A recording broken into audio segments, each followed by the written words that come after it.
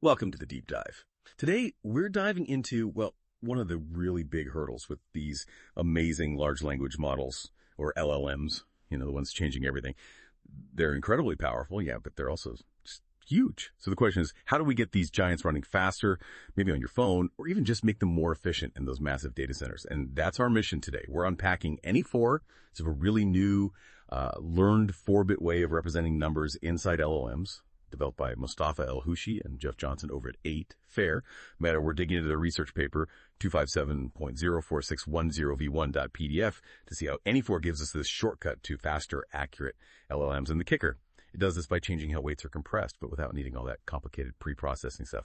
Okay, so let's set the stage with these massive LLMs. Why is shrinking them down this thing called quantization? Why is it so important? What problem is it solving? Yeah, it's absolutely critical. See, LLMs learn using super high precision math, floating point numbers.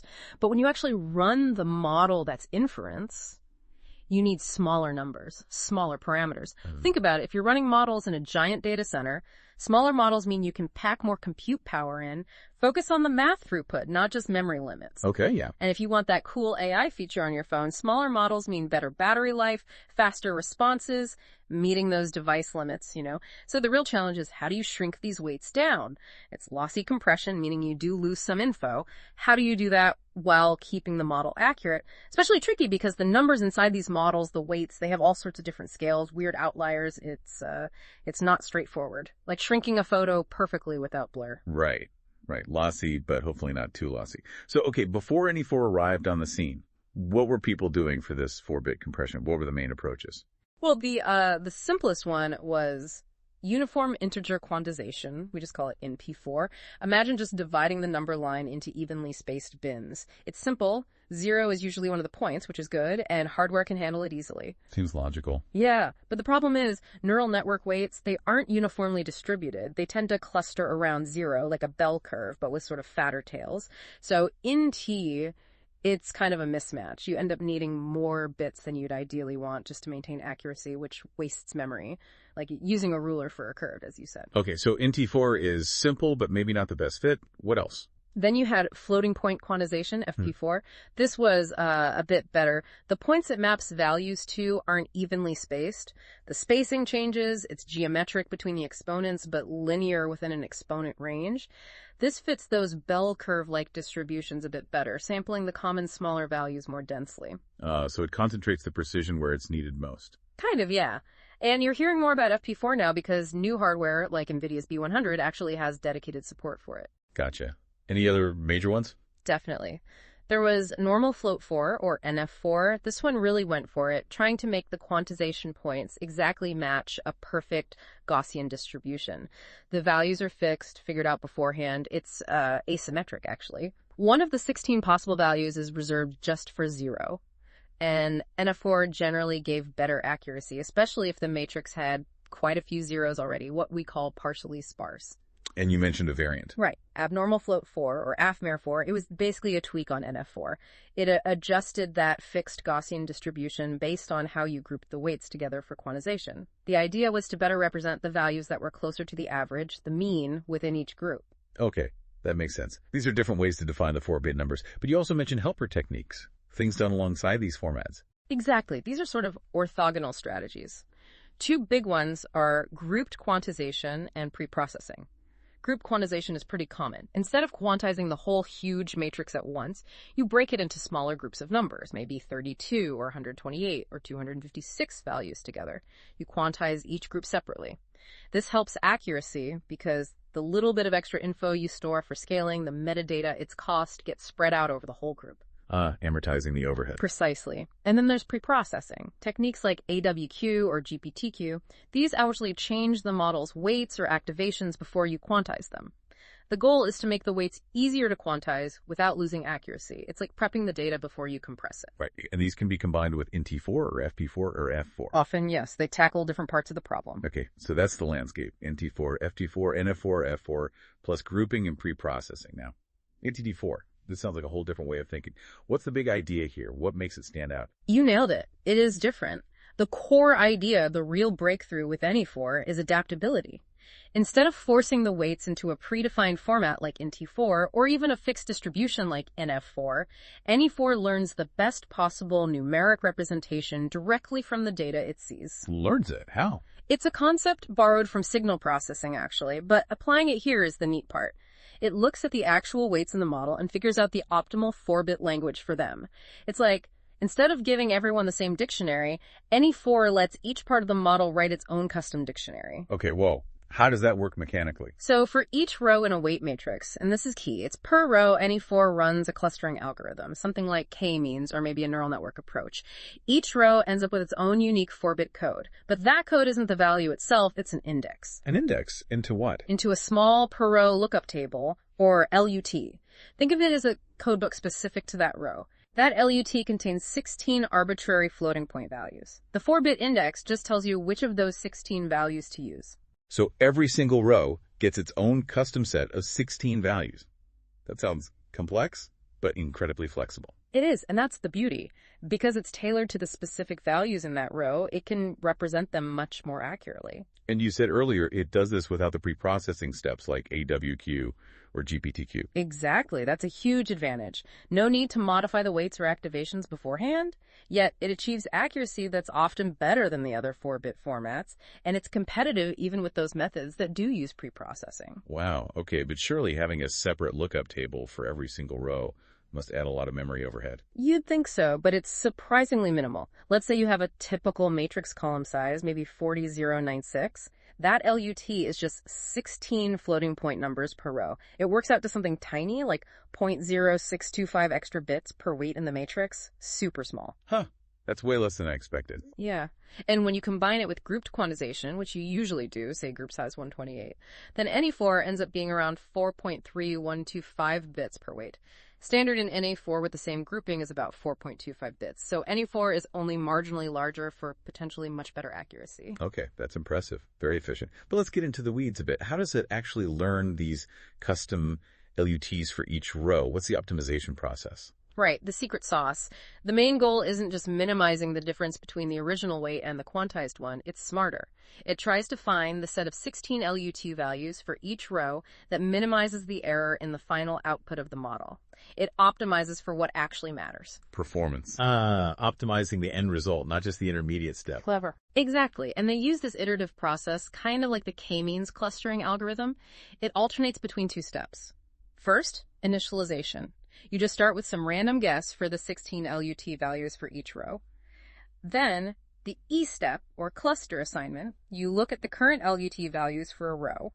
Then, for each actual weight in that row after scaling, you assign it to the closest value in that row's LUT.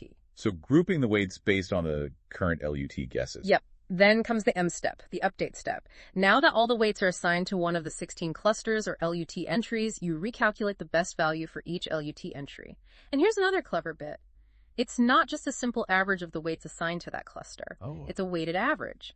The weights are weighted by how much impact they're likely to have on the output based on the typical input activations they see. So it pays more attention to the weights that matter more for the final answer. You got it. It prioritizes accuracy where it counts.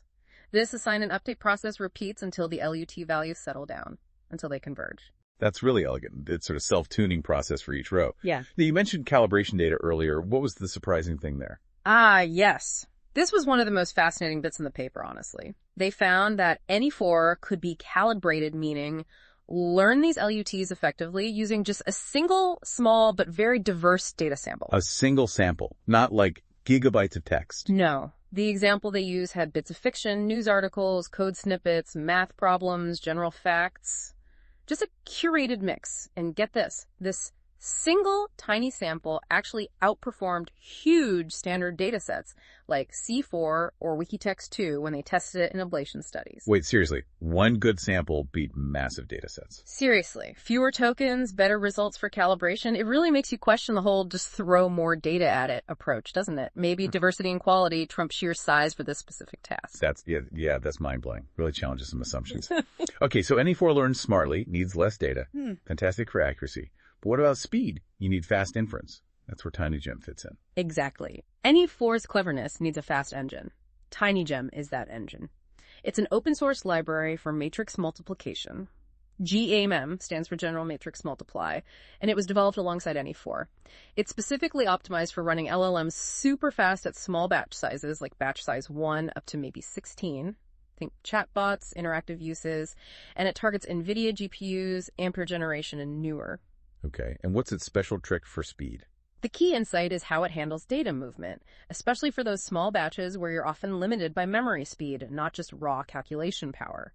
Typical GPU math libraries often use fast on-chip shared memory to temporarily shuffle data around, transpose matrix tiles. tinygemm does something different. It pre-transposes the weight data when it's still out in the main global memory, arranging it exactly how the GPU's tensor core compute units expect to see it. Ah, so it prepares the data perfectly beforehand. Precisely. This means the data can flow directly from global memory into the processing unit's registers without that intermediate stop in shared memory. It cuts down latency significantly, like prepping ingredients perfectly before cooking. Nice analogy. Yeah. And how does it handle the any4 lookup tables? Efficiently. It performs the dequantization, looking up the real value from the 4-bit index right before the multiplication happens, basically on the fly. For any4, or NF4 it can actually store that entire 16-entry lookup table for a row within a single GPU register. Then it uses fast GPU instructions, warp shuffles, to do the lookups very quickly. Wow, storing the whole LUT in one register. That's efficient. It really is. And the impact is significant speedups, especially for things like generating text one word at a time, autoregressive decoding at batch size 1, which is super memory bound. And it's not just theoretical. An early version is already in major libraries like PyTorch, Hugging Face Transformers, and GPT-Fast. It's being used. Okay, so the pieces fit together. any4 for accuracy and flexibility, tinygemm for speed. The proof is in the pudding, though. What were the results? How did any4 actually perform against the others? The results look really strong. Across the board, any4 consistently delivered the highest accuracy compared to the other 4-bit formats in AT4, FP4, and F4. They tested this on a bunch of models you've heard of: Llama 2, Llama 3, Mistral, Mixtral, and at different sizes, from 1 billion parameters up to 70 billion. And how do they measure accuracy? Primarily using perplexity, which is a standard, pretty reliable measure for language models. Lower perplexity is better. They also looked at performance on specific downstream tasks like language understanding and coding benchmarks. any4 generally came out on top. And how did it compare to those pre-processing techniques like AWQ or GPTQ? That's another really interesting point. Remember, any4 is one shot, no pre-processing needed. But even so, its 4-bit accuracy was either the best outright or very competitive with those methods that do require pre-processing. So simpler to use and performs as well or better. In many cases, yes. And that's exciting because it suggests you could potentially combine any4 with those techniques in the future to push accuracy even higher, get the best of both worlds. That makes sense. Did they push it even further, maybe to 3-bit or 2-bit? They did look at that. The same core principles apply, and they showed any3 and any2 versions that were competitive with other approaches at those lower bit widths, too. Shows the flexibility of the learned approach. And speed-wise, you mentioned tinygemm. Right. So in poor kernels, being the simplest, got the biggest speed up to 3x faster than the original bfloat 16 models. Both any4 and NF4, using tinygemm, showed speedups of up to 2x compared to bfloat 16. And any4 matched NF4's speed even with its Perot LUTs. Yeah, which is pretty impressive engineering by the tinygemm team. It shows that the Perot flexibility doesn't have to come at a major speed cost if the kernel is designed well. Oh, and one other thing on robustness.